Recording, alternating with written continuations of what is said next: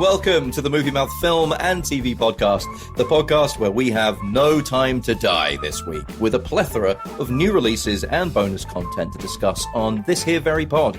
Yes, we have 4 brand new film release reviews, starting with Daniel Craig's final star and turn as James Bond in No Time to Die, one of the potential new 007s, Tom Hardy, starring as symbiote schizophrenic Venom in Sony and Marvel's Venom Let There Be Carnage. Forget about it! Yes, it's the return of Tony Soprano in HBO's new prequel movie to their highly regarded mobster drama, The Sopranos, with the Many Saints of Newark. And finally, if that wasn't enough, we also have a look at Marvel's new superhero, Shang Chi, and the Legend of the Ten Rings. Holy moly! All this, plus, in our recurring Video Store Corner classic film discussion, we sit down to watch 80s legends Fred Savage and Judge Reinhold in the body-swapping Big Does Freaky Friday movie, Vice Versa. On top of it all, we'll also be discussing the latest film news, trailer reactions, and throwing in as much nerdery as you've come to expect from Team Movie Mouth. This here is Miles, and as ever, I'm joined by a man who once said, "Gozer the Traveler, he will come in one of pre-chosen forms. During the rectification of the Voldrini, the Traveler came as a large moving Torg. Then, during the third reconciliation of the last of the McKettrick supplicants, they chose a new form for him, that of a giant slore. Many shows and zills knew what it was to be roasted in the depths of the slore that day, I can tell you. He's the gatekeeper to my keymaster. He came, he saw, he kicked its ass. It's Phil. Hi, Phil." Hello. I enjoyed that. I immediately want to press stop on the record button and go and watch Ghostbusters. Let's go watch it. Okay. Bye. Bye. Well, it's been a while, Phil, hasn't it? It has been a while, hasn't it? Firstly, I think you need to apologise to our listeners for the delay between episodes this week. Clearly your fault. I do I? Okay. if you like. We've been busy boys, haven't we, Miles? What have you been up to? Well, I've been getting a new job for a start. That was an interesting one. After 11 years under another employ, I'm now... So you're now the podcast host of... what? What's that podcast we do? That's not my full-time job, you silly boy. Oh, what? We don't get paid to do this? I'm in the gin business now, Miles. What? You know this? Tell me more. Yeah, I've started a job at a gin distillery. Isn't that exciting? But of course you have. I mean, as the man, our listeners don't know this, but as a man that has a pub in his own backyard, it makes sense that you are now a master gin distiller. I wouldn't go that far. I've just seen the distillery. You've seen it. Yeah, I've seen it. So I've been busy doing that, and I've had lots of work going on in the house and everything. It's been a crazy time. Listeners can't see this. We can obviously see it. I can see Phil's background here, and he's got, what I can tell you is a very swanky and spiffing new kitchen, new floor. There's some like wood panel floors, some really nice kitchen cabinets. You've done a lot of work in there, Phil. I can tell you that. It's lovely, that. isn't it? It's lovely. It really is. This new job must be paying well. I wish.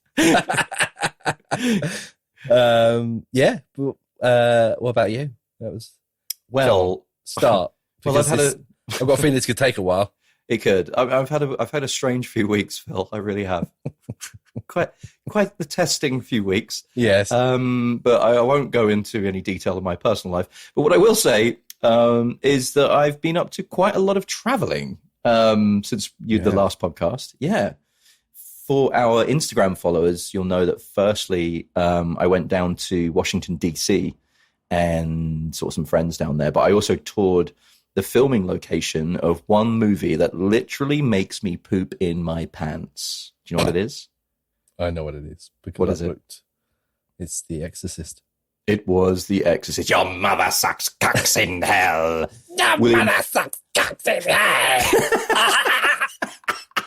You see, when he did that, green pea soup actually came out of his mouth. It was quite terrifying. 1973 Friedkin's classic The Exorcist, which was filmed around Georgetown, which is kind of like the old town kind of area on the river, along the river of Washington. Really pretty place, actually. And it includes the steps where at the end of the movie, Father Karras tragically falls to his death. You'll remember the stunt. Spoiler. Yeah, spoiler, the movie came out in 1973. If you haven't seen The Exorcist by now, I mean, come on. It's ruined.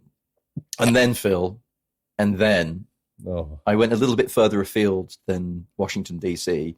I went to Hawaii, and it's like pretty much my dream destination for a long time, for the main reason that Jurassic Park, my favorite movie, was filmed there. And of course, a lot of the franchise was filmed there, but I've always wanted to go there and just be there and see where the movie was shot. Lucky boy. I'm a very, very, very lucky boy. And yeah, much of the franchise was also filmed there. Not the fake Isla Nubar in Costa Rica, which of course is where it's supposed to be set. So I took a tour of Kuloa Ranch in Oahu first, which is famously where Sam Neill and the kids are being chased by the herd of Gallimimus and the dinosaurs in the movie. And then the T-Rex jumps out and they hide behind that kind of fallen tree. You'll remember this kind of, it looks like a kind of valley. You've got like these huge mountains on either side. And it's a place that's also been filmed in so many other locations, for so many other movies, such as Kong Skull Island, the recent Jumanji movies. So many episodes of Lost were filmed there. You'll remember Hurley's Golf Course. That was filmed there in Lost, in Hawaii. Yeah. It was a really, really spectacular place, to be honest, and not just for the movies, but also to be there. And also much of the set for the recent Jurassic World movies is still there, which you can actually visit. And I even got the chance to go inside a raptor pen cage that was just laying around in the jungle. I just walked, they dropped me off and I just walked in, and it was... Walked in, and and it started raining while I was there, and it was just... They fed you to a raptor? They fed me to a raptor, basically. You just hear, "Paw!" in the background. That's my raptor impression. How have I never heard that before? Oh no, that was a bit violent. That one. that was a whining raptor. That's a dying raptor. When he got Shoot her!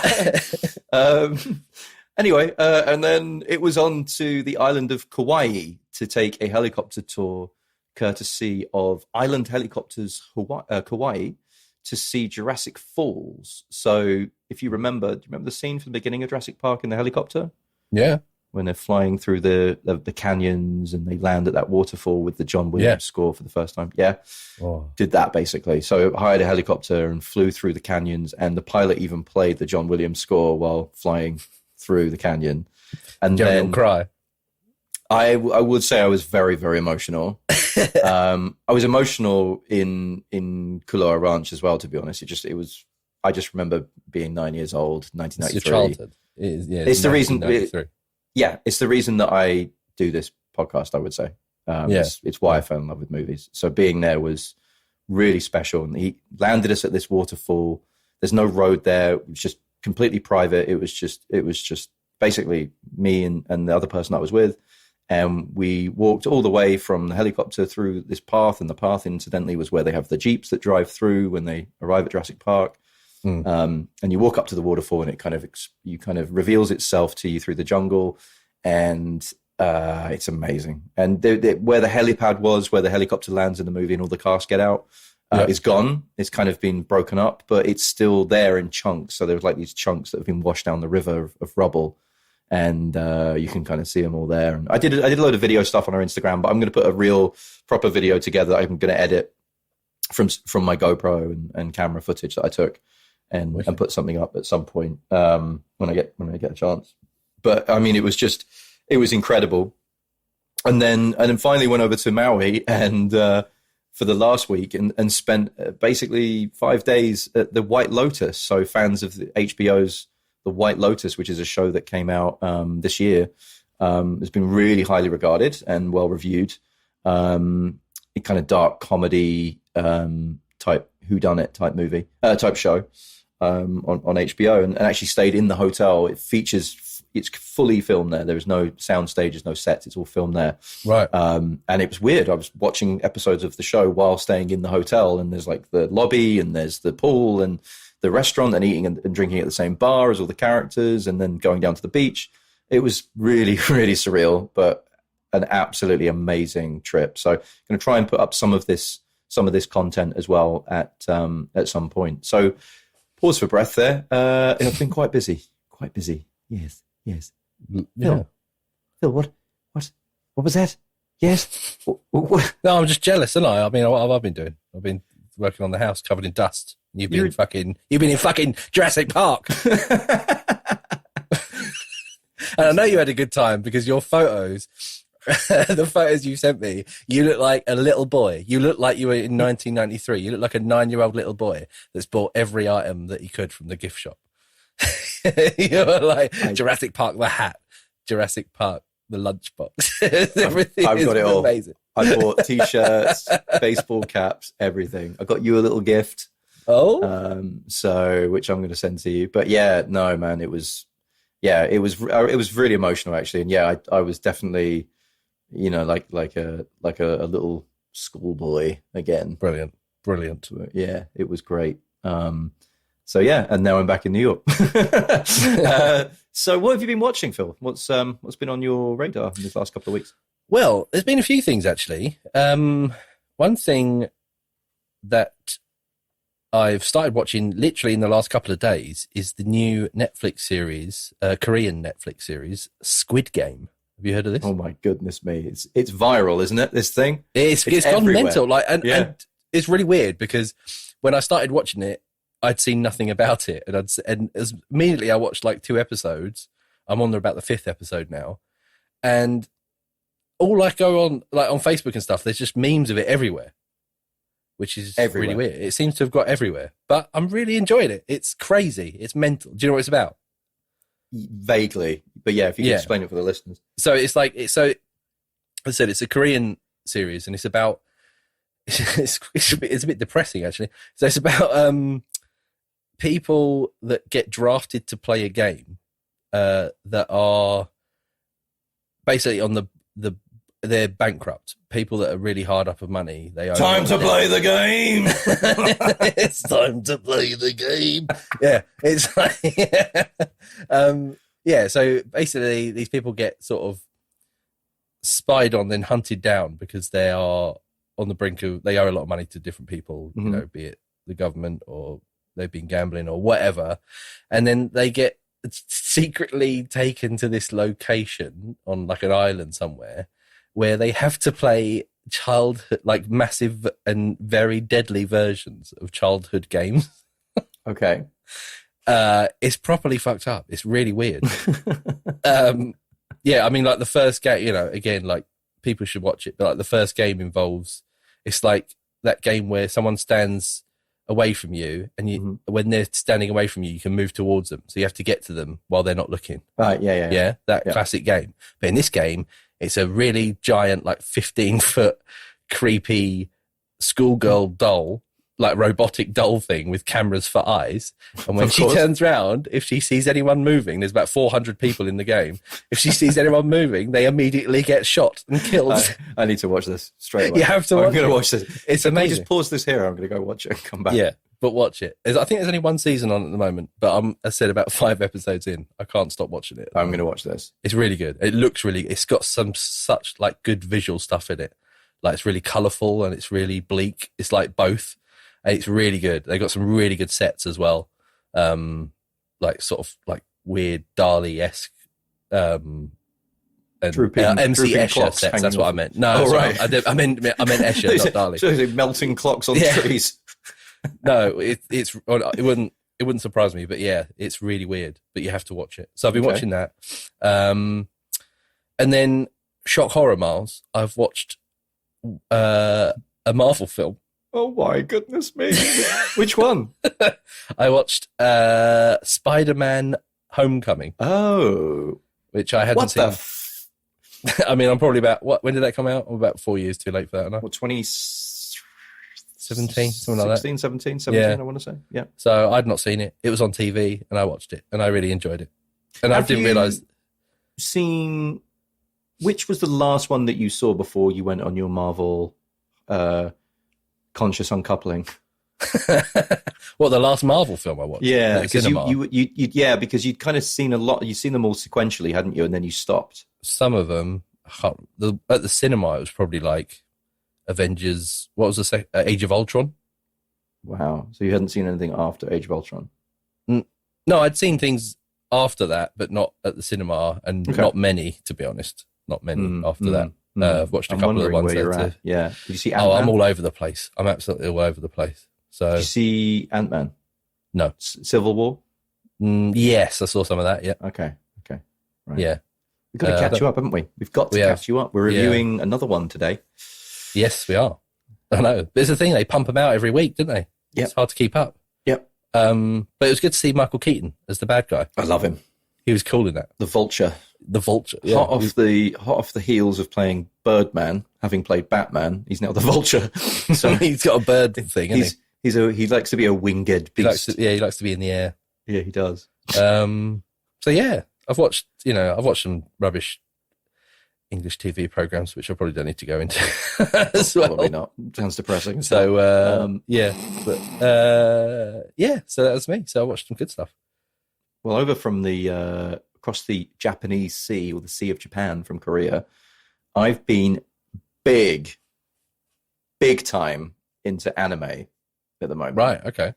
And a friend, a very close friend, has got me not so much into, but more obsessed with this Japanese manga adaptation called Attack on Titan. Oh, yes. Have you seen some of this? Yes, it's amazing. Holy shitballs. Yeah, it's awesome. I've not seen all of it, but yeah. Awesome. Okay. Yeah. How much have you seen? Well, I think I've watched like a couple of, it's episodes, isn't it? It's not a film. Yeah, it's like 20 minutes long. Yeah. Yeah, because I think they've been on Netflix, and because I watched a Corridor Digital video, great channel on YouTube. If no one follows that, you should. And they were going through some of the effects and like how it's drawn and how cool it looks on Attack on Titan. Yeah, about Attack on Titan. Yeah, they had like an anime special, like reviewing different types of animation and styles. And they went into Attack on Titan. I was like, that looks incredible. So I think I watched like one or two after that, but I forgot about it actually. I need to get back into it again. I'm a little bit late to the party with it, but I was just immediately, because it's so dark.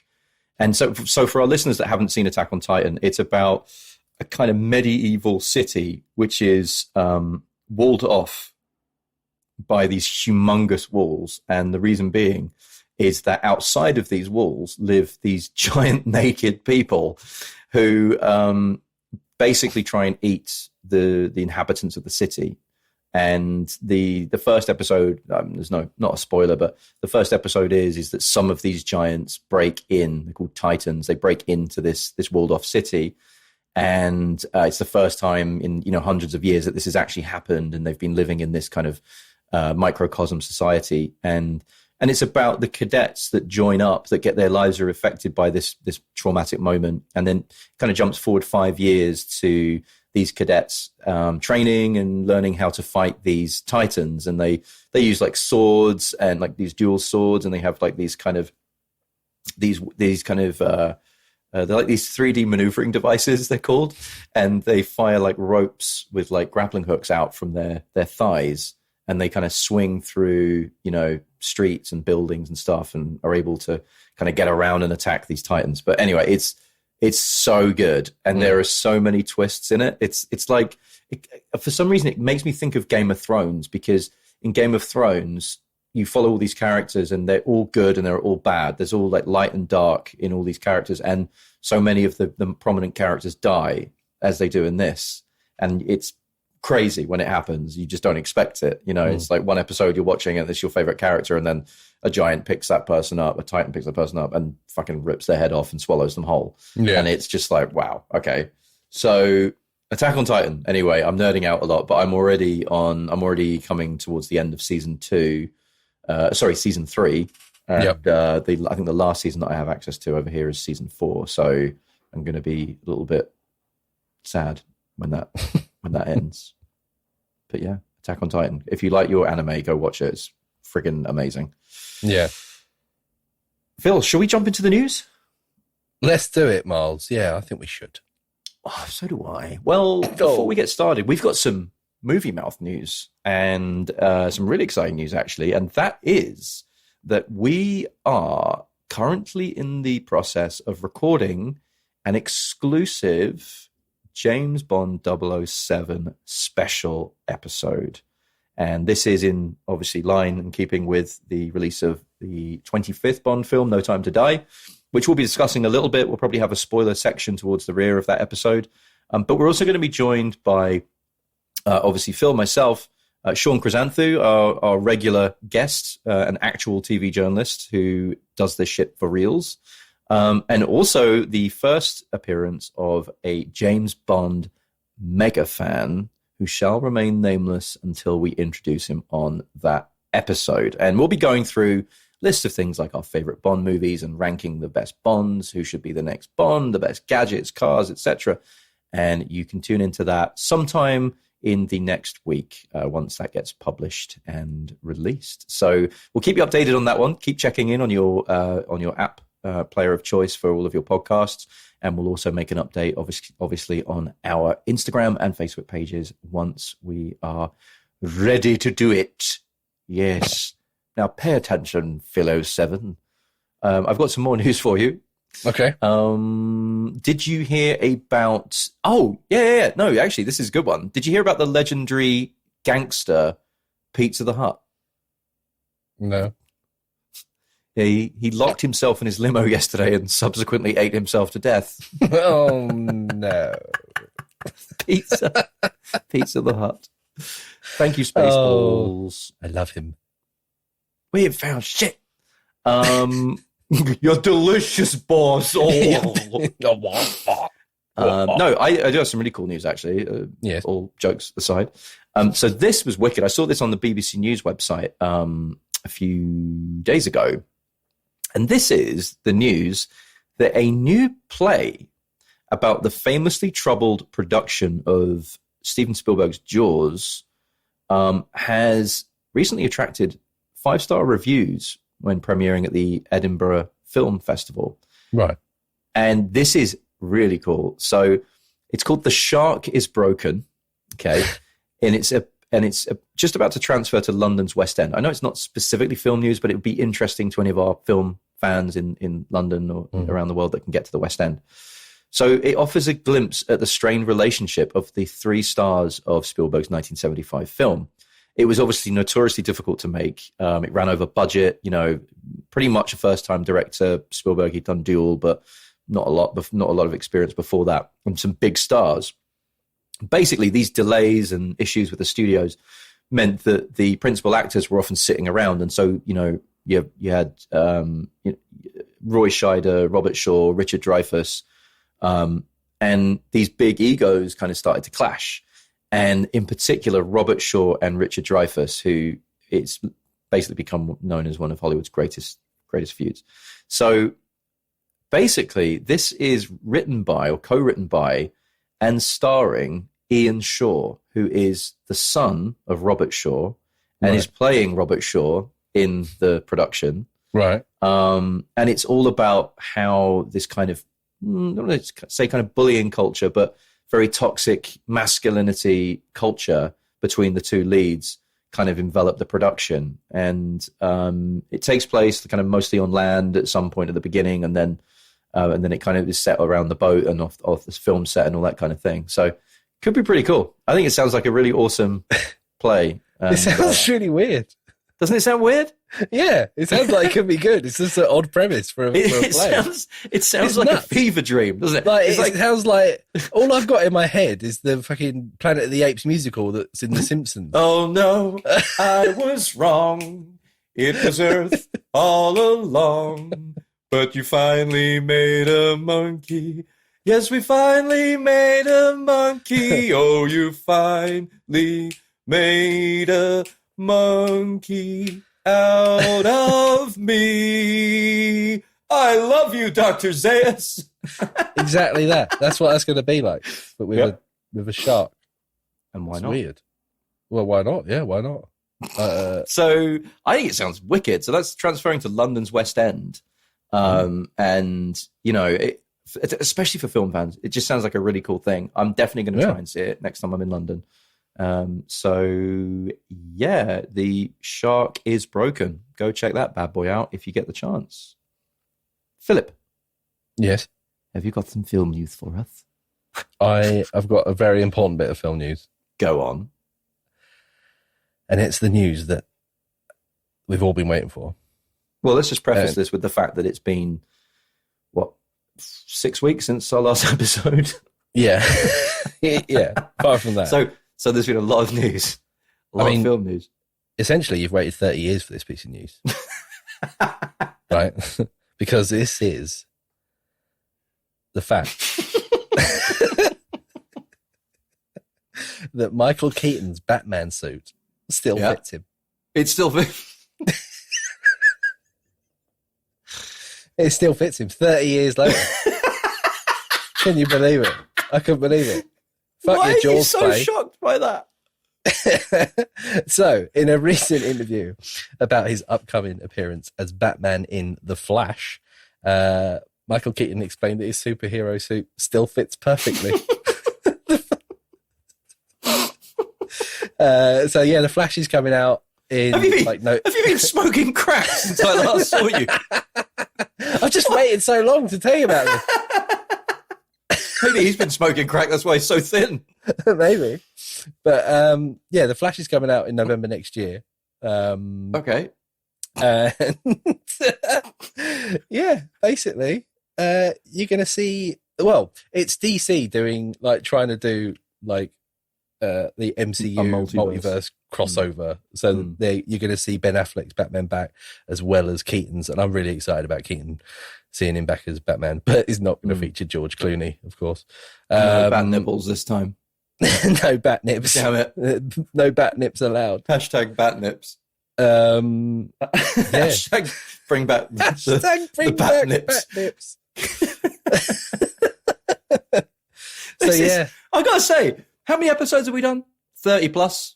40 this is plus? 31. This is episode 31. Right. In all the episodes, in all those 30 episodes, you have never had as bad news as this.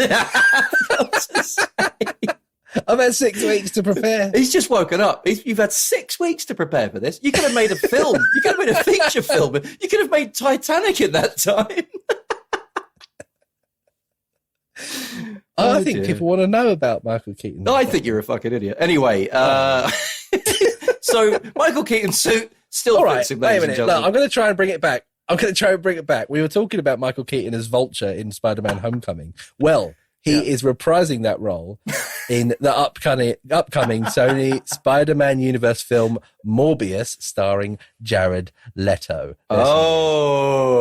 Keaton news.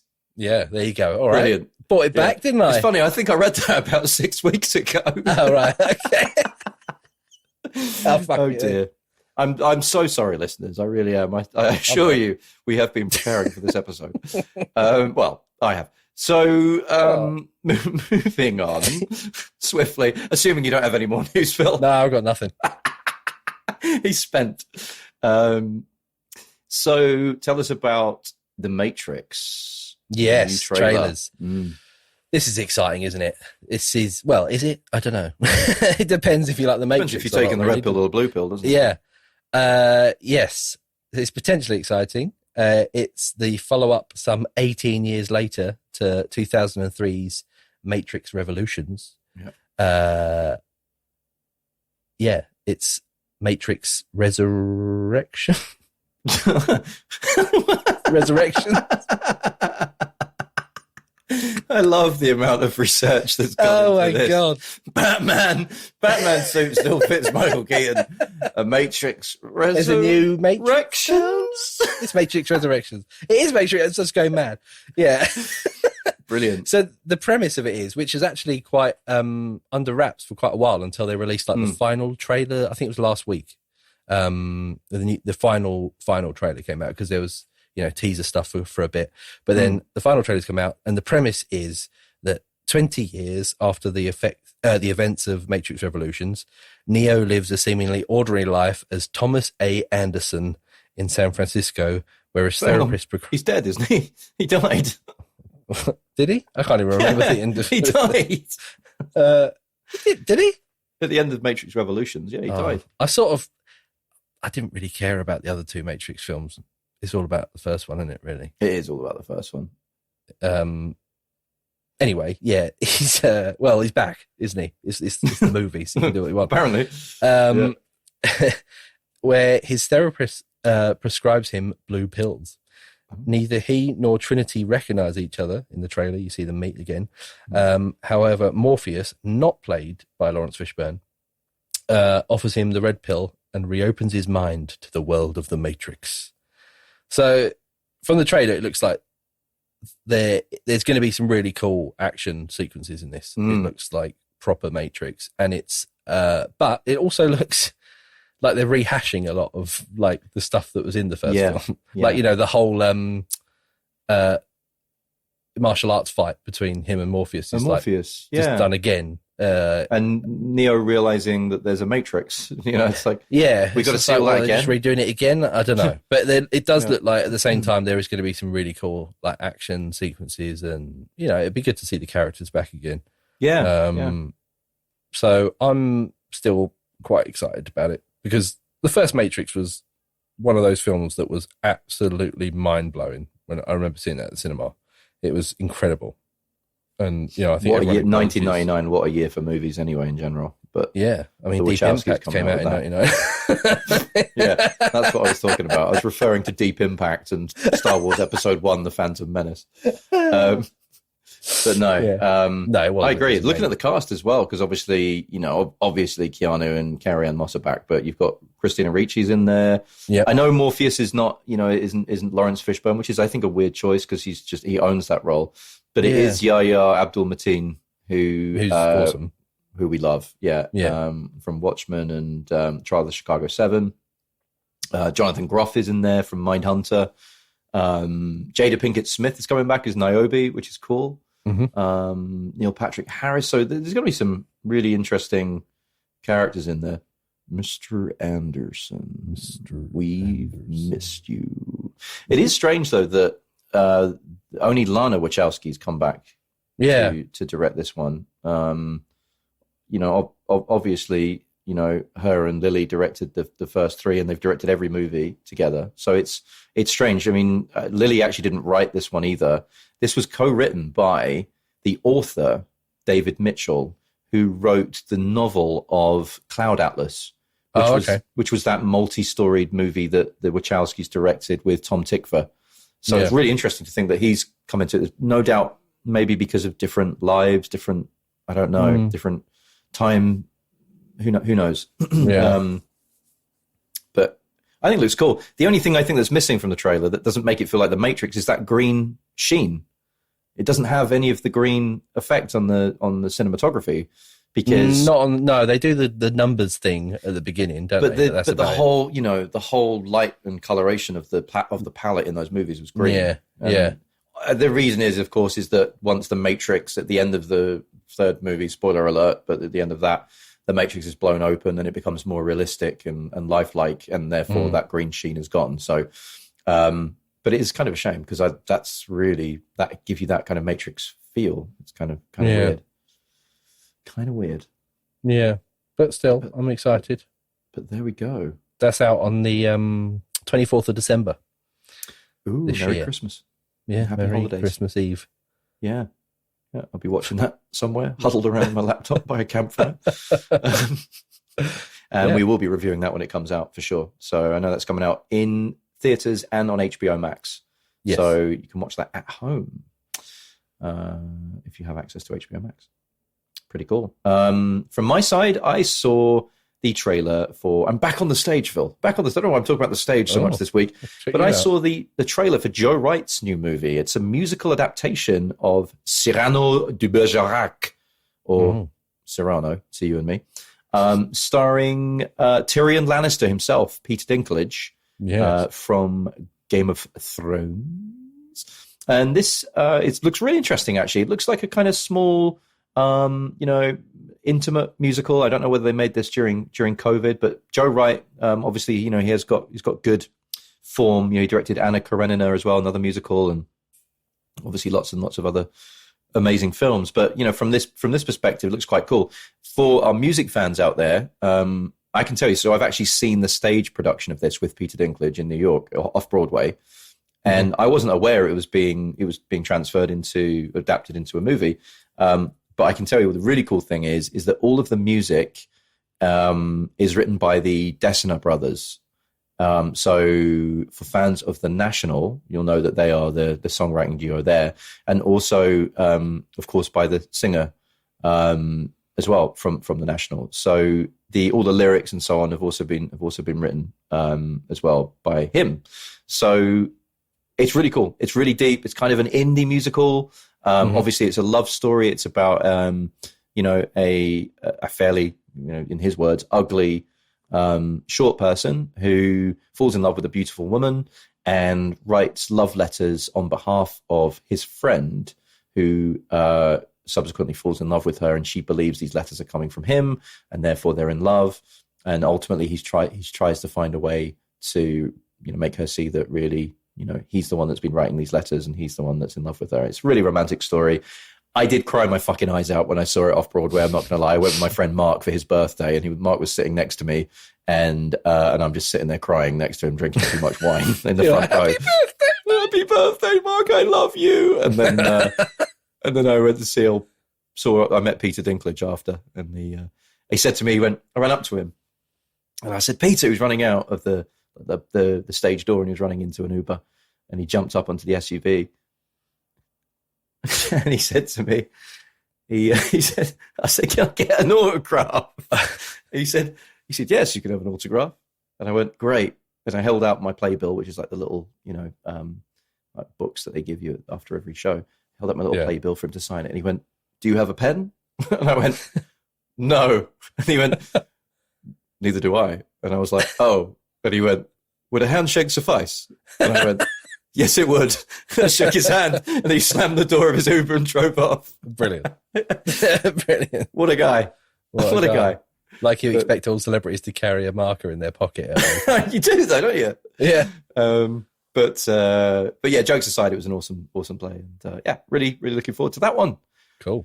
Shall we jump into the reviews? Let's do it. There's just no time to die. Phil. Oh. Bond 25. He is, isn't he? He's looking good for it, though. Maybe in his pants. Oh. Yes, Miles. After months and months of delay, due to everyone agreeing that they wanted to see it in an actual cinema, it's finally here, isn't it? No Time to Die. So I went to see this last weekend with my dad. Hello, Dad. He listens to the podcast. Hello, Colin. Hi, Colin. See you on Xbox soon, I hope. But you're always playing Flight Simulator on your own. Or is it Train Simulator? I can't remember. It's one of them. Both. You stop playing Train and Plane Simulator and Trains and Automobiles Simulator. You just get to drive the car through the middle of the lorries all the time. Sell shower curtain rings as earrings. I would play the shit out of that game. What are you buying? What are you selling? These shower curtain rings, please. She's got dozens of them. Dangly ones. Anyway. Sorry. Anyway, hello, Dad. And hi, Dad. Colin. Yeah. It's the first film I've seen on the big screen, believe it or not, since we went to see Tenet together. Like August. Was that last year? August 2020. Yeah. August last year. So yeah, it's the first film I've seen at the cinema since then. So it was a bit of a treat. I think, to be honest, I think it was time. I think it's time. Wasn't it? Yeah. I've seen quite a few out of my shell. Yeah. Yeah, I know you have. Yeah.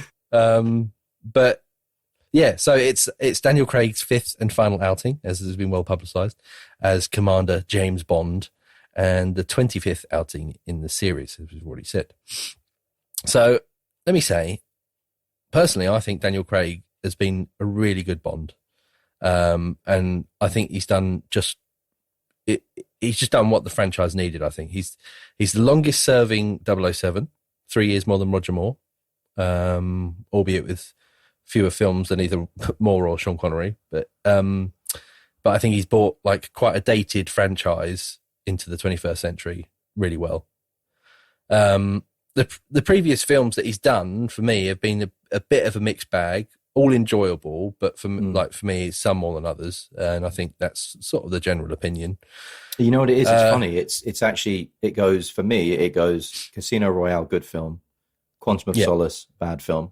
Yeah. Skyfall, good film. Spectre, bad film. And then I guess you're going to tell us later on how you feel about this one. Well, yeah. I'd agree with that. So definitely not going to go into any spoilers here, as usual. We don't do that on the podcast. And I'm actually going to keep this review quite brief because, as I said, as you had mentioned earlier, we've got the upcoming Bond special episode coming out soon, and we'll discuss this in more depth and probably with a spoiler section at the end, for people that have already seen it and that want to hear our opinions on it along with some other people. And also, I think, to spoiler release this big would probably constitute some sort of crime, and I don't want any death threats in the inbox. So what I will say, though, is that we get a fast-paced, action-filled pre-credits opener, as well as pretty much everything you could want from a Bond film. Just in like a way, I think, that you've not really seen before in any others. The action is crazy, it's outlandish, but it's sort of grounded and believable, like most of the time, I would say as well. The gadgets are ridiculous as usual, but work well within the story. And then all of the, callbacks to Bond mythology are there, they're fun and they're well placed. And the emotional stakes in it are really ramped up high and hit very hard indeed. So the film picks up the story with James in retirement in Jamaica, having apparently been betrayed by the aforementioned Madeline Swan, once again played by Lea Seydoux. So he's living in a bit of a bubble. He's coaxed back into the fray by Felix, who we've seen before, Felix Leiter, played by Jeffrey Wright, to track down a rogue scientist recruited by yet another facially disfigured megalomaniac bent on world destruction. So that's Rami Malek playing the suitably sinister Lucifer Safin. Yeah, he was born to be evil with that name, wasn't he? Yeah, Lucifer. What should we call him? Let's call him Lucifer. He'll be a nice boy, I'm sure. And he is a bioweapons obsessive whose plot to disrupt the world has potentially dire consequences for Bond. So as I said, the main plot is best left to you out there watching it for yourself. But expect to be treated to a whopping 2 hours and 43 minutes of fantastic globe-hopping action adventure, the kind that we come to expect and love in a Bond film and have done for a long time. This time, perhaps, for me, with a bit more emotion involved. It's full of characters from the previous Daniel Craig era films, as well as some good new characters as well. I think the story's involving and really well thought out. The performances are all really good. And the action set pieces are, they're just what you want in a Bond film. They're top notch. It's also, I think, a really beautiful looking film as well. Some of the locations are incredible in it that they show. And, they've used all of the locations to really full effect as well. So for me, it's just a really great Bond film all round and well worth the wait, in my opinion. Definitely worth watching on the big screen if you can. So from me, it's a big old movie mouth recommendation. 100%. What did you think? What's I your couldn't agree more. opinion? I honestly, and then we're going to go into this on the Bond special on the next episode. But I think this is one of the best James Bond movies of all time. Bar none. It's up there. I think that it takes some really brave kind of directions with this one. You said you're talking about Daniel Craig being, a great James Bond. I think he's kind of represented like the male evolution into the 21st century, like going from this kind of 20th century or mid kind of late 60s character growing up into the 2000s. Obviously, a relic from the Cold War, as M once called him. Yeah. But I think that this Bond is emotional, and he's always, not necessarily cool under pressure. He's always, Casino Royale busting through walls, and Quantum of Solace destroying his car just to get to his man. All that kind of thing. In this movie, he's like, the camera very rarely ever leaves Bond. It pretty much is with him the whole time. Like, even if you think about other Bond movies where you've got the villain harboring away, toiling away and doing some kind of crazy thing, torturing someone or something, you don't see any of that in this movie. It's basically Daniel Craig's movie, and we pretty much stay with him throughout the whole thing. So I think that was really brave. I think also we get the first ever flashback, which again, I'm not going to spoil, but we get the first ever flashback in a Bond movie, which is kind of weird. It's kind of weird. Yeah. Really strange. There's obviously throwbacks to the whole, this kind of whole arc. And it really does now feel like, from Casino Royale all the way through to where we are with this movie, it really does feel like a kind of single plot line, which is really, really interesting how that they've kind of managed it. Full of surprises. I thought it was funny as well. Yeah. They somehow managed to make a kind of action Bond spy movie funny, but not in like a kind of, Mission Impossible kind of way, like a silly way. They kind of did it in a very British way, I would say. And I think that was down to Phoebe Waller-Bridge from Fleabag coming in and rewriting a lot of the Purvis and Wade script. So I thought that was great. And, there were lots of decent moments of action, like you said. I think some of the action stuff was cool. I think the third act, it kind of deviates from the story, and it is, like you said, it's not only the longest Bond movie, but it's the longest movie of all time, in fact. But I wasn't complaining, to be honest. No, I didn't. It was long, but it didn't. I wasn't thinking, oh my God, this is like too long. Not at all. At any point, I was gripped for the whole thing. I mean, you pay money for these tickets. You want to get as much bang for your buck, and you get it in this. There are so many action sequences and a very kind of John Wick type action sequences, I would say, the way in his gun maneuvering and all that kind of thing. I think pretty much every action film's gone that way, hasn't it? Yeah. In the last sort of few years. People love that shit.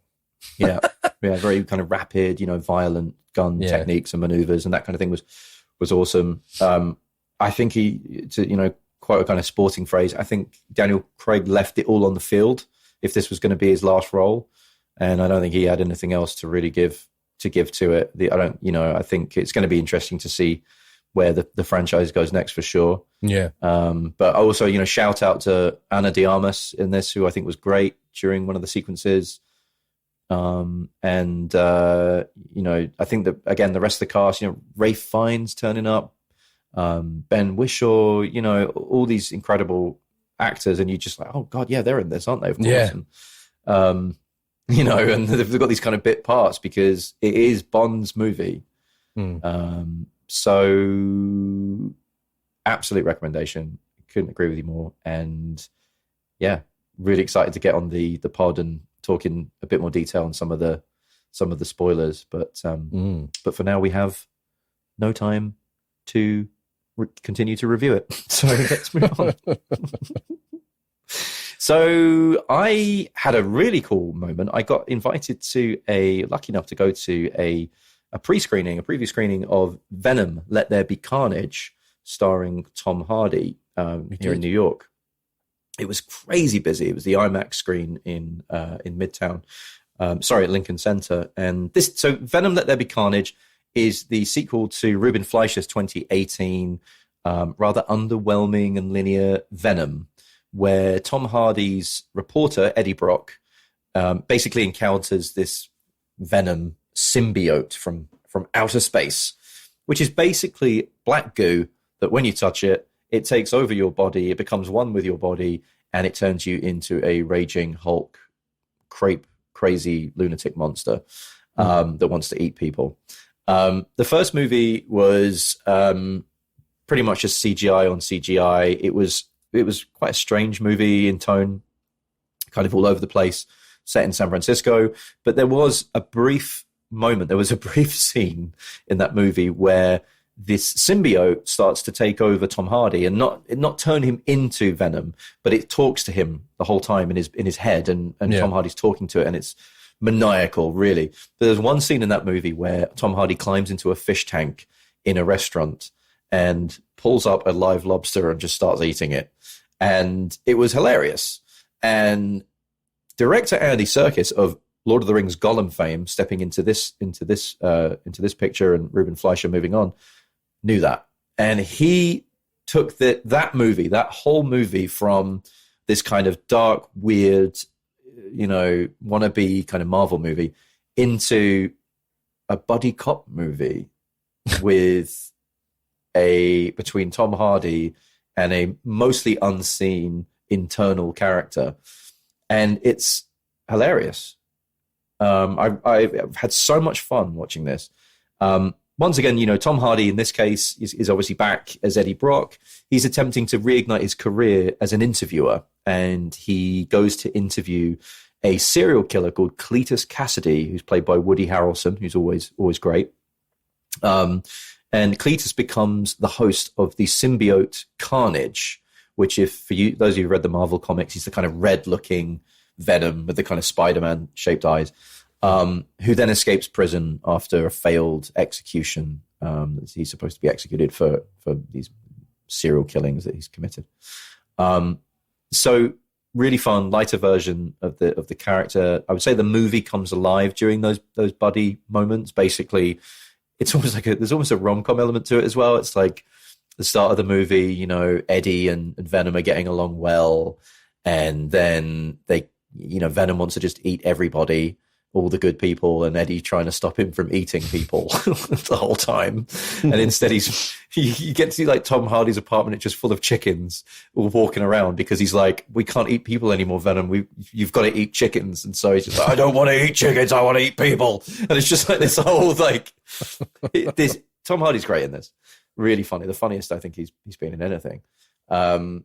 So that's really great. They go through this whole character arc. They fall out. They break up. They get back together again. All that kind of thing. The villain in this, as I mentioned, is Carnage, and it also teamed up Woody Harrelson with Moneypenny herself. Naomi Harris is in this as Shriek, and there's a kind of backstory to that I won't ruin. But I would say both of them have a kind of slightly weaker character arc. Definitely not the best villain in any of these kind of comic book movies that you've seen, but definitely, there are high stakes in this, and it's weird. It's a 12A movie, but it's really gory. There is so many, deaths and people getting their heads eaten off and all that kind of thing. It's crazy. It's really crazy. It's really scary, I would say, for young kids. And Michelle Williams is in this again, as well as Eddie's long-suffering ex-fiance. So Venom: Let There Be Carnage is by no means the greatest movie of all time. It's definitely not the best comic book movie of all time, but it's a really fun and raucous 85 minutes long. So it's mad, punchy. They were designed to make this short and quick. And this isn't, for people to sit down and mull over it and think about it. It's not a fine bottle of wine. It's a popcorn movie. It's a Friday night, Saturday night movie. Go watch it and have fun. Because ultimately, once you go in with low expectations, you'll let the film pulverize you and then pick you up with as many tendrils until ultimately you become one with it.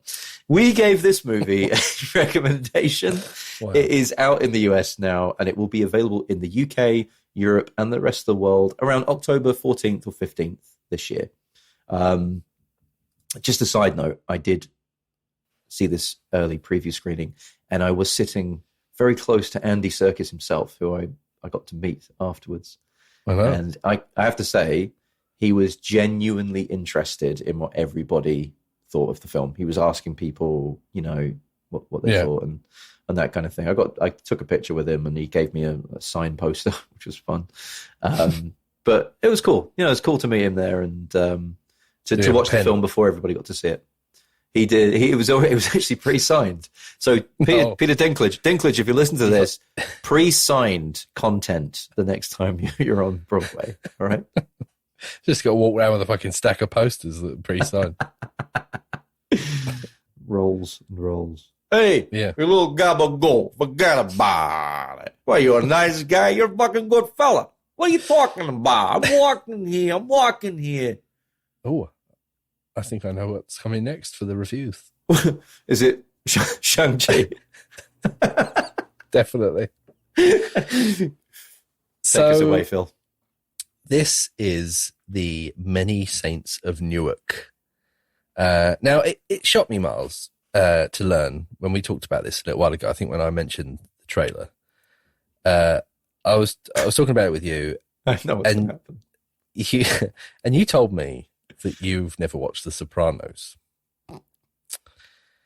So what I'll say to you is, don't you ever have a dig at me again for not watching whatever Marvel film has been released this week, because I will simply tell you to go fuck yourself, and that will be that.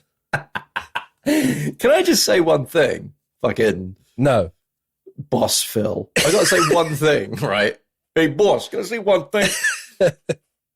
I've seen 5 episodes of The Sopranos, season 1. I probably watched it back in like 2011, 2010, something like that.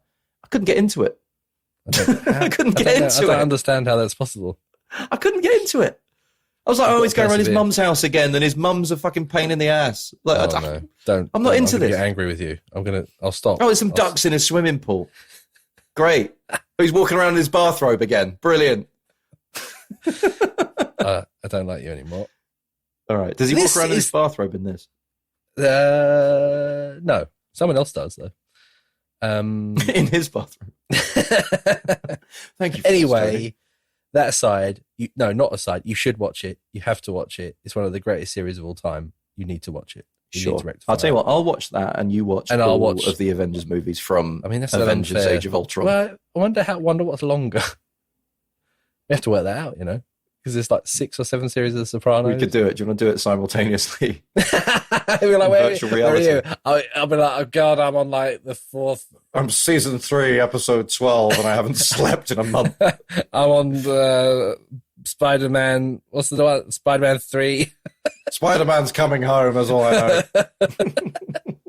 Anyway, yes, this is the new Sopranos-based story, written by the show's creator, David Chase and Lawrence Connor, and directed by one-time Sopranos director Alan Taylor.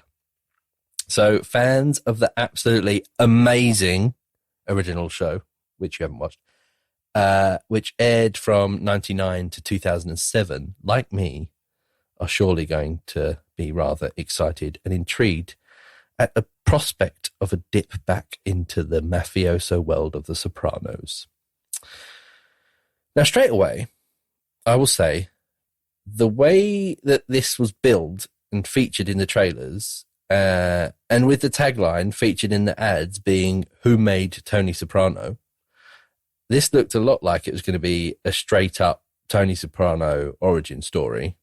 Tony originally played by the brilliant and sadly departed James Gandolfini, and now played here by his real life son, Michael Gandolfini. But instead, surprisingly, what we get doesn't really spend a lot of time with him. And instead, the main plot line follows his uncle, Dicky Moltisanti, played by Alessandro Nivola. And he's like, quite a charismatic mafioso guy, in the late, so it's all like set in the late 60s, and he keeps an eye on his nephew after Tony's father, Johnny Boy Soprano, who's played by Punisher's John Bernthal, is sent to prison. So, again, I'm not going to go into much of the plot here, as I think, again, it would border on spoiler territory. But as satisfying as it is to be back in the world of Sopranos for a while and get some new story, the real pleasure for this, and at least for fans of the original TV show especially, is spotting younger versions of characters that we already know and really love. Paulie, Silvio, Junior, Big Pussy, they're all there. And I have to say... Sorry, did you say big Pussy? Big Pussy, yeah. See, if you'd watched The Sopranos, you'd know exactly who that was. I thought you were trying to catch me out here. Is he listening? Is he listening? Big Pussy. And I do have to say that they do a brilliant job of casting for all of the characters in this, because you could tell who they were and who they were meant to be, even though, you know, this is set in the 60s and The Sopranos was in like the mid to late 90s. So it was great casting for that. It's definitely a tough watch at times. There's, you know, racism, like big things, racism and violence against women. It's all pretty shocking. But it's also got something missing for me that the original series had, and I can't really place it. It just didn't feel right, if you know what I mean. It's not to say it's bad. It's just that, you know, I've been reading a lot of negative press about this film, which I think is a bit unjustified. You know, the performances in it are really good, and it looks great as well. But I think it's more to do with the stories. The story lacks a little bit of focus. It's a bit all over the place, and you don't, as I said, you expected more about Tony Soprano, less about his uncle being sort of the main character, you know. Right. I still enjoyed it though, a lot. I really enjoyed it. And I think if you're a fan of The Sopranos, you're going to enjoy it. Because it, you know, it harks back to a lot of stuff. So, I just wouldn't recommend watching this first if you were then thinking, oh, I'll watch that and then go on to The Sopranos. Watch The Sopranos first, then watch this, because I think you'll appreciate it more. So you don't think people could watch this without seeing the original? Oh no, yeah, you could watch it as its own story, because you wouldn't have to know who any of them are. You know, it doesn't matter. You don't have to know. It's got like a narration by one of the characters from the original. Again, I won't spoil who that is, but it's got a narration by one of the original characters. Cool. From the original series. But yeah, you can certainly watch this as a standalone sort of mafia crime film if you want, and it's good, you know. But yeah, watch the series too, because it's well worth it. Alrighty. Yeah. Would you recommend? Yes, definitely. Yeah. I think it wasn't as good as I was hoping it was going to be, but it was really good.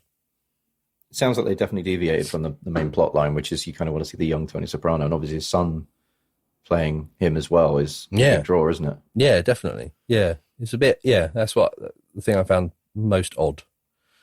But it was still, really well done. But yeah. Great cast though, like you said. I think the John really Bernthal good cast.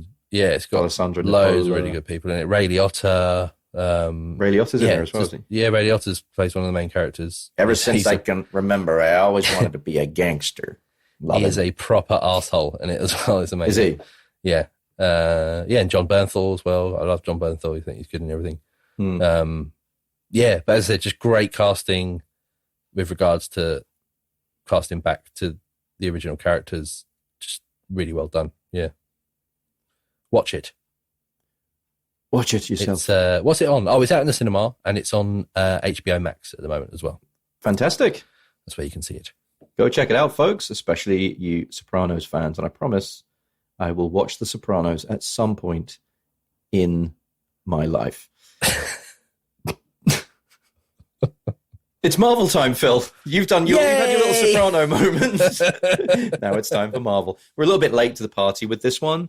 But we did watch this a while back. This is Shang Chi and the Legend of the Ten Rings, the latest Marvel movie. This sees Shang Chi, the master of weaponry-based kung fu, who is forced to confront his past after being drawn into the Ten Rings organization. This has an awesome cast from a starting point. Simu Liu, kind of a newcomer for those of you that haven't seen him, as Sean or Shang-Chi. Awkwafina is in this as Katie. And also Tony Leung makes an appearance alongside Michelle Yeoh. So it has an incredible, certainly from the Hong Kong film, martial arts film kind of background, some amazing cast members in there. Yeah. It's directed by Destin Daniel Cretton, whose previous credits included Short Term 12, which was a very, very popular movie starring Brie Larson, indie movie back in 2013. Kind of more recently, The Glass Castle and Just Mercy. But this is really kind of his biggest film to date. and kind of directs it with a fairly, I would say, assured tone. The tone of this is kind of dissimilar to a lot of the Marvel movies of past. Again, this one, fun enough, is also set in San Francisco, for the most, well, at the start of the movie at least, let's say. And it has a very, very, very light tone. It felt to me almost like one of these kind of Disney princess movies, a bit like Mulan, if you remember that one that came out recently. Yeah. It's got that kind of lightness to it. But also it has what can only be described as one of the best action scenes of the year.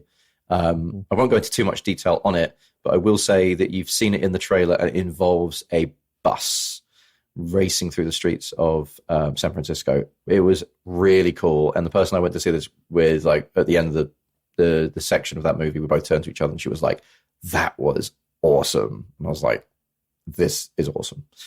I do think that the film peaked a little bit at that point. It was fairly close to the beginning of the movie. But you have a really, really great central performance in Simu Liu, who is playing Sean, who we know him as Sean, but of course is Shang, and becomes obviously Shang Chi. So he's kind of living out his days as a valet in a hotel with Awkwafina, and they're kind of helping people park cars and that kind of thing. So it's really understated at the beginning, and we see his backstory grow. This film, the way it's edited is quite unusual in that there is a lot of flashbacks. It's the opposite of Bond in that there's never been a flashback. This movie has got probably, 25 flashbacks that could cover the whole of the Bond, movies to date.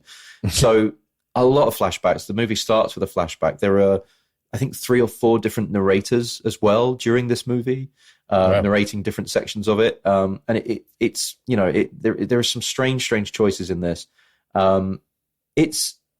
It's okay. It's definitely not, for me, it wasn't top tier Marvel. It felt like a fun, thrilling movie. Obviously great to have a hugely and really important, character in the Marvel franchise representing obviously, the Asian market as well. And obviously the ties that this has to some of the other Marvel films is important if you're obviously keeping up with the MCU to date. But I would say it's definitely not a, immediately go out and watch it type film. I would probably wait for it to be on Disney Plus. If, it was between this and some of the other films that we've perhaps reviewed this week. I also really didn't like how the flashbacks they would use so kind of flagrantly and just bring them in at a point where you now need to know that this character has something important, or they're feeling something important, and something's about to happen to them, and it will then cut and go back to something in their past, and then it will cut back to that moment. So you're like, there's the emotional kind of oomph of that thing, rather than letting us be smart enough to make that decision. Like spoon-fed, isn't it? Yeah. You spoon-fed, exactly, pretty much the whole way through the movie. The third act is fun, and it turns into yet another Marvel cliche ending. And again, I won't spoil it, but it does involve things that are flying through the air and groups of people fighting against each other. And Marvel, like, I said this about Black Widow. I've said this about pretty much every Marvel movie in the last 3-4 years. It's time to think up a different ending to your movies, guys. It really, honestly, you can't keep doing it. That also being said, some of the more disappointing post-credit stings as well, which are, of course, you've come to expect from the Marvel films. And in the most part, I enjoyed it. However, I think if I had maybe reviewed it the week that it came out, I would have maybe been a little bit more up on it. I just think with the last few weeks, with seeing Venom, with seeing other films, and going and seeing, of course, the Bond movie yesterday, I feel like this is maybe not top tier filmmaking and is a little bit, as you said, spoon-fed and comic book hero by numbers. However, it does have very, very high ratings on Rotten Tomatoes and IMDb. So if you love your Marvel movies, if this character appeals to you, and if you're looking for something fun, then you could do a lot worse than Shang-Chi and the Legend of the Ten Rings, which for me, sadly, does not get a recommendation from the Movie Mouth podcast. Oh, dear. They can't all be winners, can they? Everyone's a winner, baby, that's no lie. I'm like I said, though, I'm mainly in the minority about this. I think it's just my bias towards some of the other, movies that have come out this year, action movies and so on. But the martial arts in this were great. Particularly, there's an incredible scene towards the beginning of the movie between Tony Leung, who I think is also a standout in this, and Michelle Yeoh. And that scene in particular was really awesome. It kind of explains the origin of these 10 rings, where Tony Leung has these 10 rings that could basically give him certain elements of power, and the rite of passage that those rings kind of go on. But I won't obviously spoil it any further beyond that. But that was Shang-Chi and the Legend of the Ten Rings.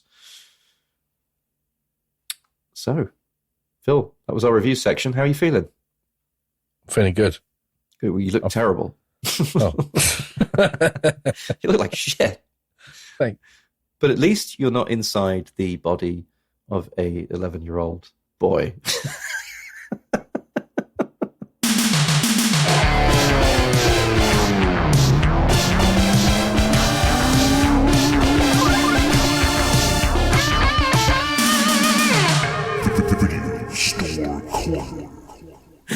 At least you're not inside Judge Reinhold's body. Excuse me, hi. I just walked in. I wanted to rent something. Oh, yeah. I'm looking for a film where a grown man is inside the body of an 11-year-old boy. Wrong shop.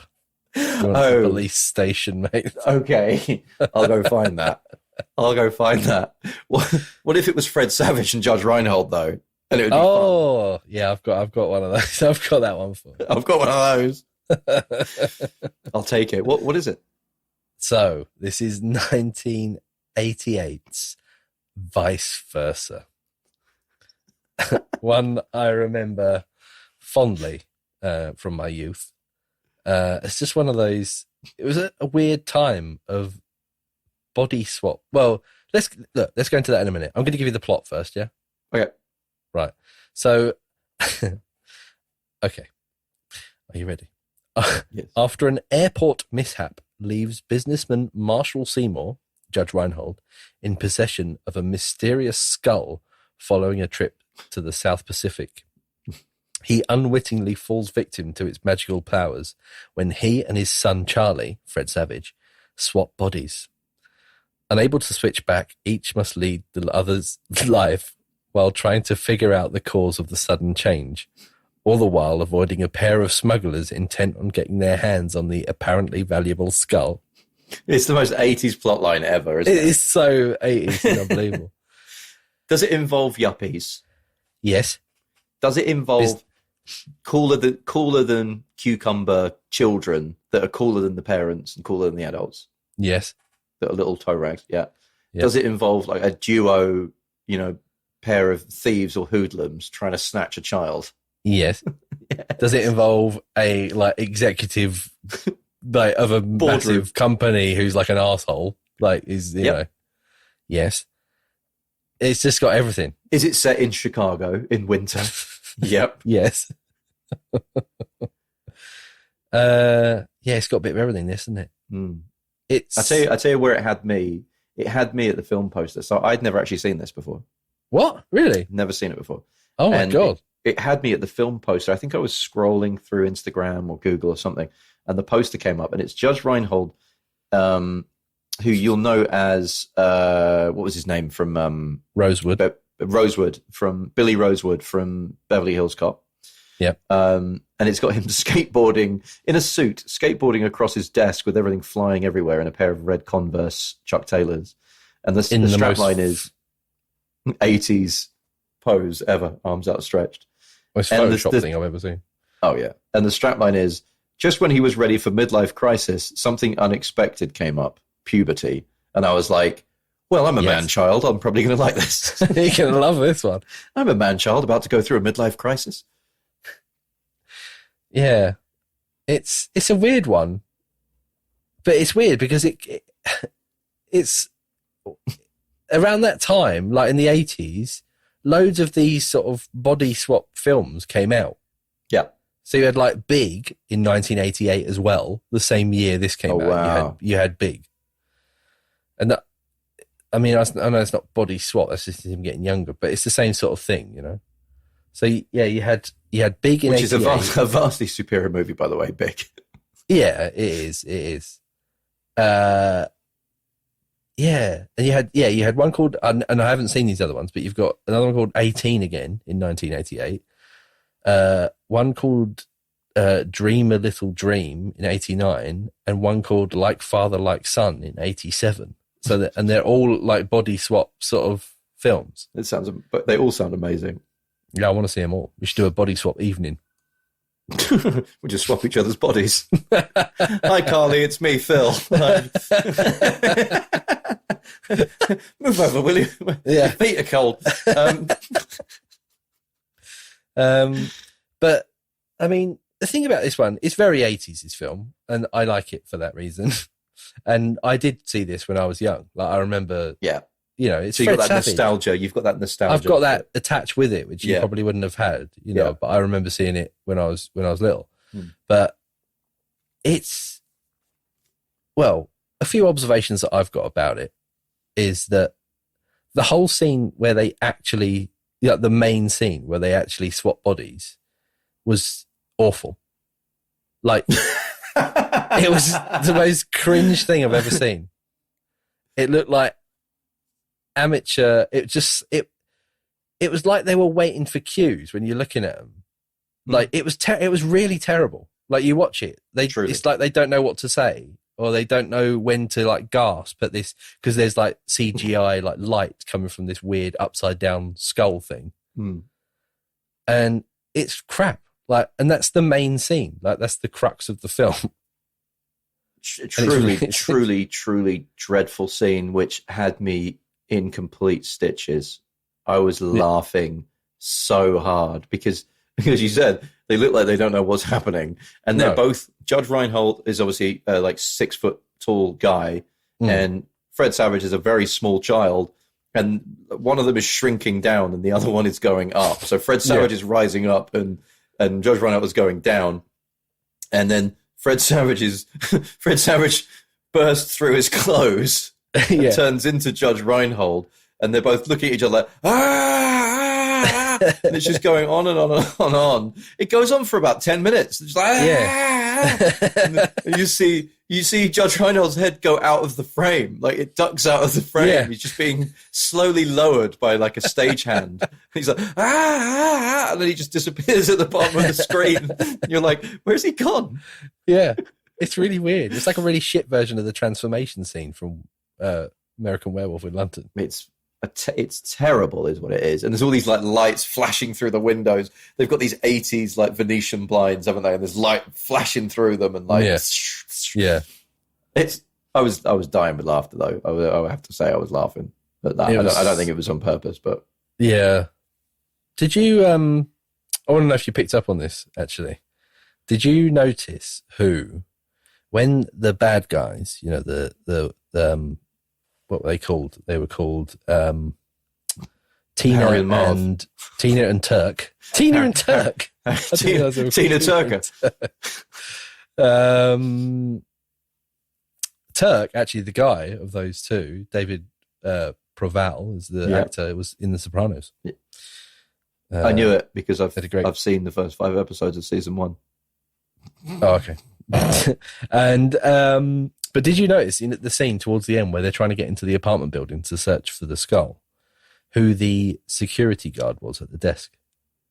I remember an old man with a mustache. Yeah. And I immediately, this is the way my brain works. I've got this weird skill for like picking up people immediately, like who it was. Was he the guy from Cocoon? No. Oh. He was. You know who I'm talking about, though? Yeah, I think I know who you mean. But he was actually the guy from Home Alone who is in the film. He's the one that's like, keep the change, you filthy animal. No. That's him. Yeah. That was him. It was Angels with dirty faces or whatever. That's it. Yeah. Angels with dirty faces. Yeah. Yeah. That was him. Wow. Yeah. He was the security guard. Why don't you ask him yourself? Well, where is he? He's upstairs taking a bath. You know what that means when he says that? Do you know what it means when he says that? It means he's killed someone in the bath upstairs and he's just sitting behind his desk doing whatever it is he's doing, waiting for someone to come in so he can tell him. Why don't you ask him yourself? Well, where is he? He's upstairs taking a bath. Yeah, that was him. Amazing. Well spotted, sir. Yeah. Well spotted. Also, it's a bit fucked up, this film as well, isn't it? Like, in a couple of places. Was it? Well, there are a few things I want to talk to you about that I think might be quite fucked up. I think they might be the same thing. Does it involve nudity? Oh, no, it didn't actually. I'll come on to that. Okay. Does it involve martinis? No, not that either. We'll come on to that as well. You can talk about that. All right. I think it's the fact that there's a really cringe bit where, like, because obviously they've swapped bodies and Fred Savage has the mind of his dad, and his dad's dating. His dad's a fucking asshole, by the way. Yeah, just so we're clear, Judge Reinhold at the beginning of this movie is a fucking asshole, and he doesn't want to see his son. And Fred Savage is lovely, really nice, cute kid that plays the drums and wants to be in a metal band because it's the 80s. Yeah. Sorry, carry on. I just had to preface that. Yeah, his dad is like dating a colleague at work called Sam, and which, by the way, would not fly now. #MeToo. It would not fly. No, but it's the fact that, so there's this whole like scene where because Charlie really wanted to go to this gig for a band called Malice, which I've actually found out since is a real band, and I've been listening to them on Spotify for the last few days. Of course you have. Because they're featured in there. So the kid, Charlie wants to go to this gig. He gets tickets for this gig, but he obviously can't go because he swapped bodies with his dad. And so he goes. What an excuse. So he goes in his dad's body to the gig. And take Sam with him, and they come back, and there's what is essentially like a weird romantic moment between Sam and the son, Charlie, in his dad's body, like where she goes to like kiss when they swapped over. Sorry, no, he's not swapped over, but she's talking to. You're confusing me now. I'm so confused, and I've seen this film. She's talking to Charlie's body, but it's got his dad's mind. So she goes to kiss the kid, basically. No, he goes to kiss her. Yeah, whatever. But it's fucking weird. It is fucking weird. But she goes in for it a bit. But that's not the weirdest thing, mate, in this film. The weirdest bit in this film is when Judge Reinhold climbs up the garden, what do you call it, like the garden fence, up the trellis, climbs up the roof in the middle of the night, climbs into his son's window, tells his son to take all his clothes off, and then it cuts away, and we see them both sitting naked on the floor, staring at each other, holding a gold skull in their hands, going, I wish. Holy shit, I forgot and the mother wakes up in the next room and she's like, what the hell's that noise? And he just cuts back and they're both sitting there naked staring at each other. I wish. She's like, what movies are you taking your stepson to? The guy's like, oh, go back to sleep, will you? And then he's like, I was like, this is a crime. This is a crime. I'm watching a crime. Oh, very odd. Yeah, I'd sort of block that out, I think. What about the part when Fred Savage is constantly drinking martinis? He's just throughout the whole film. You've got how old is he in this? He says 11, but he looks about 7. He always has, Fred Savage. Yeah, he still does. Yeah. And he's just drinking martinis. He's like, get me another martini. And like Judge Reinhold goes and gets him a martini. He's just sitting there drinking a martini, and his mum walks in, and she's like, where's Charlie? he's like, oh, he's in the bedroom. He walks in with a martini in his hand. Yeah, the olives in it and everything. He's like, son of a bitch. She's like, I've got to say though, Fred Savage in this playing like his dad is really good. Like, I think fantastic. He's like best thing in it. Yeah, he's brilliant. He's really good. I actually thought he was better playing his dad than he was playing an 11-year-old child. he was better, I thought, playing the 11-year-old child. I thought Judge Reinhold for some reason plays an 11-year-old child like he's got severe head trauma or mental disability. Yeah, I mean, he does, yeah. He was significantly stupider than Fred Savage. Fred Savage at the beginning of this film is playing the fucking drums in front of the whole school, rocking out, and he's like, "Dad, like you work too hard, blah blah blah blah blah." But as soon as Judge Reinhold, he turns into Judge Reinhold, and Judge Reinhold, he's an idiot. He's like, well, he just sounds like a toddler. He's, I got my frog. I'm gonna put my frog in the sink. Like, what is going on? Yeah, it does. Yeah. But right, let's talk about favourite scenes. Do we have to? Yeah, because I've got one that I love. I've got one too. All right. Mine's more of a favourite line, I would say. Oh, okay, I've got a favourite line as well. Okay. But favourite scene is I love the scene where Marshall as Charlie, so that's the dad as the son, starts a jam in the music department of the store that he works. He doesn't work in. He works for the company that owns this huge department store. Right? Great scene. It's the big scene, isn't it? It's the big scene. Yeah, instead of him dancing on a giant piano, he's playing a drum kit. He's playing a drum kit, and he basically starts a jam with this guy playing this electric guitar, which I'll talk about in a minute.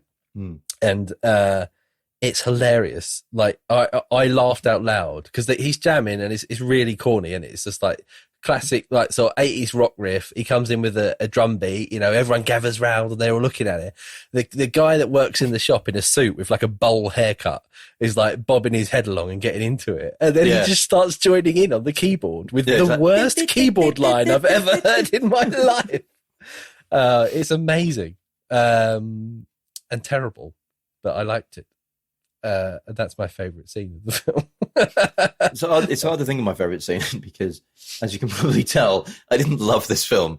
However, I would say I loved watching it. I just didn't love the film. Yeah. I would say it's the scene when Charlie, obviously this is the dad in the child's body, goes to the school secretary and he demands to use the phone so he can get a lift from school. Then he picks up the phone and he's like, "Yeah, it's Marshall. My account is 6748." And he's like, "Yeah, send a limo to this elementary school right now." He's like, "Okay." And he hangs up the phone and it cuts away. And you've got these 4 kids waiting to go in the principal's office outside in the school secretary's office. And they're like, "Cool, like, yeah." And then he walks out of the school. He jumps in the limo. He's like, "Hey, Dalton," or whatever the guy's name is. He's like, "Get me to Broadway and 5th or whatever." And he's like, "Okay." And he starts driving. He's like, "Hey, step on the gas. What's happening here? Like, I'm getting old by the day or whatever." And he's driving through the city. And then he's like, the limo's like flying. There's like a hubcap rolling off the limo where it's going around corners. That used to happen to 80s cars, didn't it? Hubcaps just flying off every time they went around a corner. There's a pile of them somewhere. Absolute pile of them. And then anyway, he pulls up. And as he pulls up, the kid gets out of the car and there's a Santa Claus there collecting like a bucket of change. And the kid's like, "Wait for me here," or whatever. He's like, "Stay here and wait. We'll keep the engine running," or whatever. And the kid gets out. And Santa Claus looks at the limo driver. The limo driver's got the window down with like a sweaty forehead and his shirt loosened. And Santa goes, "Is he famous?" Like the kid like walking off. And the limo driver goes, "He will be. I'm going to kill him." Yeah, I like that. That was the best you part. would have killed him. You would have killed him. He would have killed him. I liked it. When, just funny because he's going to be famous because he's murdered. He's going to be on like milk cartons and he's going to be on the front of newspapers. That is really dark. That is really... It's very dark. Very dark. It's the 80s, wasn't it? I like the line that he gives as... So it's Charlie as... No, it's the dad but in the son's body.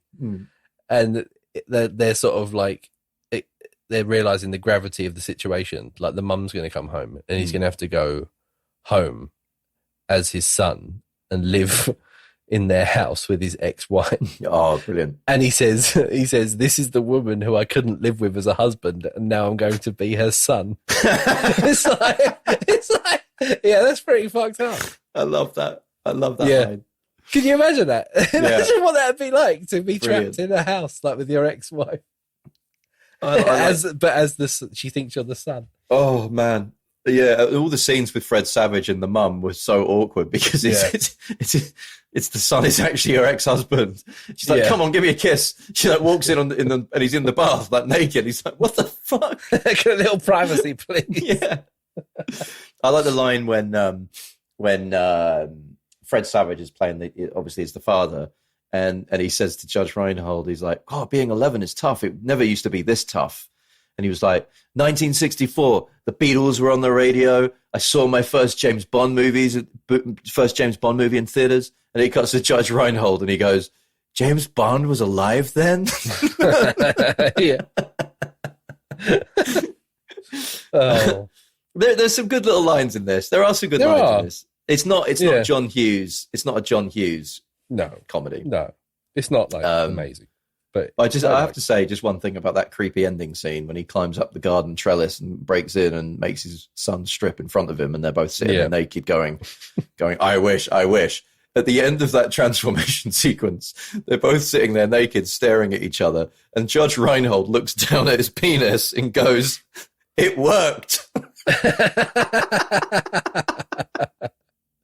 Oh God. Yeah. It killed me, man. This film killed me. Also, the final scene, right? So this film is all about a father and son trying to reconnect and spend more time together, basically, because the dad works too hard and the kid's into things that he's not into. And the final scene sees them transform back into their own bodies. And you've got Fred Savage in his bedroom looking out the window, and Judge Reinhold just gets in his car and drives off. Yeah, he's like, "See you later, I'm back." He's like, "Anyway, this is my gorgeous girlfriend. We're going to get married now. See you later." And he drives off. And then it cuts to Fred Savage, who's just looking out the window at him, watching him drive up the road. He's like waving as he drives up the road, like smiling, like, "Bye-bye." And then the credits roll, and it goes on for about 3 minutes. He's literally waving. He's like, waving at the street. It's like, this poor kid. Yeah, this poor kid, he connected with his father and he sort of had all this great time with him, and his father has now abandoned him once again because he wants to hang out with this woman instead. Yeah. We learn nothing. They learn nothing in this movie. No, that was it. He never saw him again. Never saw him again. Do you want some trivia? What about Vice Versa 2? Does that exist? Does it? It doesn't exist. It turned out that when Fred Savage was inside Judge Reinhold and pretending to be the adult, after the heavy metal show, he actually had sex with the girlfriend and gave birth to his own brother.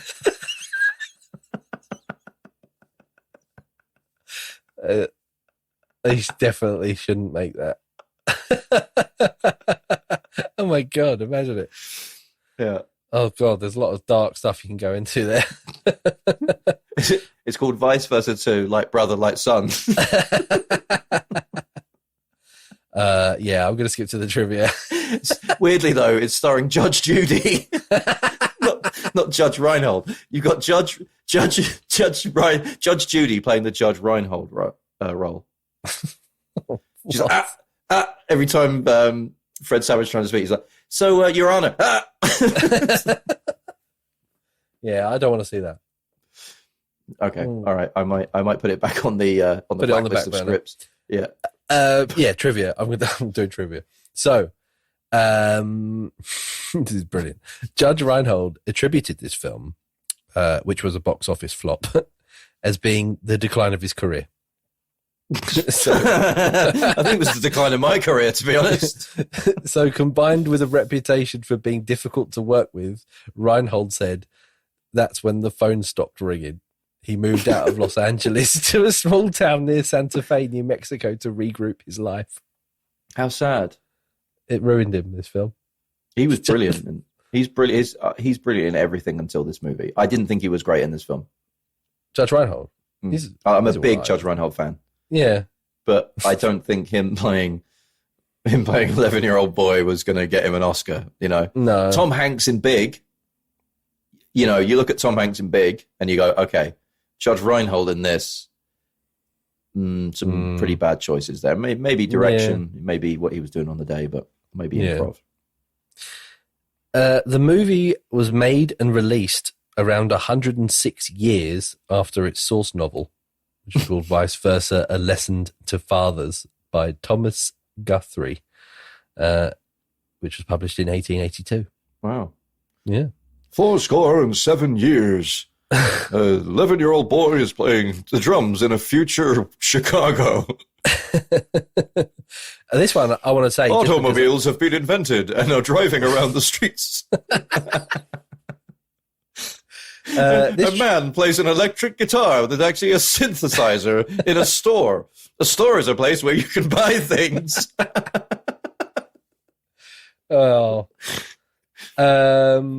This trivia I actually just want to say because I get to say vice versa like more times than I care to. Is this like the speech from V for Vendetta? Or are you going to do sort of vivacious and vice versa, vociferous by virtue, but not in vain? You'll see why. Go on. Seventh film or television adaptation. So this is the seventh film or television adaptation of Thomas Anstey Guthrie's Vice Versa 1882 novel, as I said before. The previous versions are as follows. Vice Versa, 1916. Vice Versa, 1937. Vice Versa, 1948. Vice Versa, 1953. Vice Versa, 1961. And Vice Versa, 1981. The eighth version was Vice Versa, 1992, which was made and released around 4 years after Vice Versa, 1998. 1988, sorry. Messed up at the end. Damn it. As we talked about earlier, the digital guitar, which I was very intrigued with, as you know, I play guitar, so do you. The digital guitar featured in the music room scene where Charlie, as Marshall, jams with a random customer and store employee was a real device. So this was the Step DG1 guitar synthesizer.